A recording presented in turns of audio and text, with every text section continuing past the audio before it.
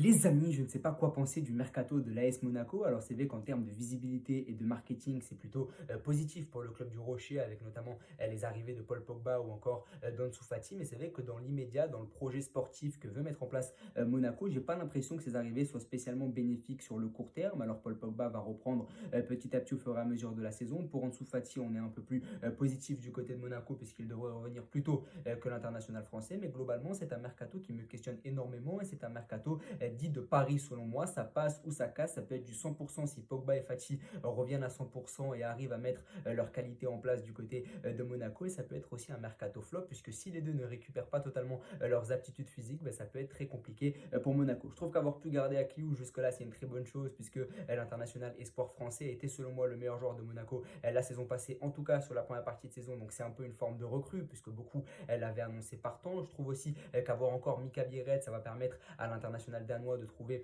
une forme de continuité, lui qui n'a fait que 6 mois mais qui ont été 6 mois très brillants. Donc c'est vrai qu'il y a des recrues qui n'en sont pas vraiment mais qui instaurent une forme de continuité du côté de Monaco. Et puis il y a également Eric Dyer, mais c'est vrai que pour le moment je trouve que le mercato défensif de Monaco est assez insuffisant. Eric Dyer, c'est un joueur qui a montré pas mal de lacunes en Bundesliga face au profil rapide, et c'est vrai qu'en Ligue 1 il y a pas mal de transitions. J'ai peur que l'international anglais soit un peu largué dans un système défensif qui a vraiment fait défaut aux hommes d'Adi Hutter, notamment en Ligue des Champions la saison passée. Je me questionne sur le fait que Monaco n'ait pas réussi à recruter plus de joueurs défensifs selon moi. Je pense que Monaco devrait recruter quelques défenseurs, notamment des latéraux, parce que Vanderson et Caio Henrique ont pu montrer des limites. Dans les buts, on parle de l'arrivée de Lukas Radetski et c'est une très bonne chose puisque c'est un gardien très expérimenté, qui a été très bon du côté de Leverkusen, très bon sur FIFA aussi. Et j'ai hâte de voir ce que ça va donner parce que le souci principal de Monaco la saison passée, c'était vraiment cette défense assez faillible.